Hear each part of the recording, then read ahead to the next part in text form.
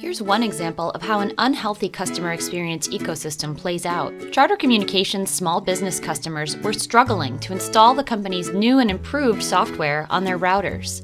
At the time, Charter was the fourth largest cable operator in the United States.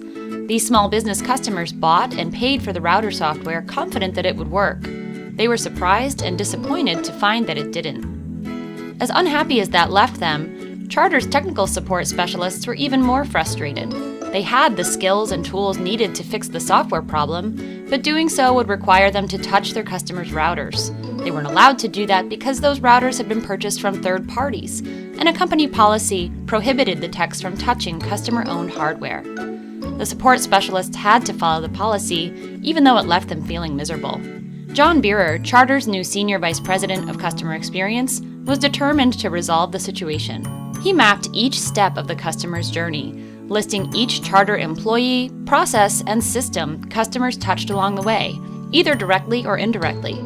By the time he finished, John had filled up a large sheet of poster paper with a complex web of relationships.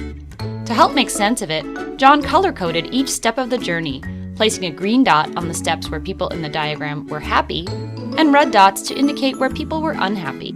When he stepped back, he saw a sea of red dots associated with customers and with the frustrated service techs. The surprise was the sea of green dots associated with most other Charter employees, who were largely unaware of the serious problems the customers and techs faced.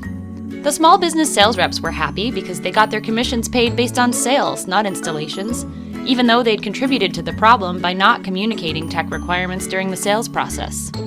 The human resources managers who'd approved the sales rep's compensation plan were also happy, unaware that the plan had a flaw. And Charter's lawyers who'd created the policy prohibiting the technicians from fixing the problem were happy because they'd protected the company from potential liability. They were all blind to the poor customer experience that resulted from their efforts. The customer experience ecosystem John had mapped was way out of balance, and as a result, it had failed. Failed Charter's customers, failed Charter employees, and Charter senior management.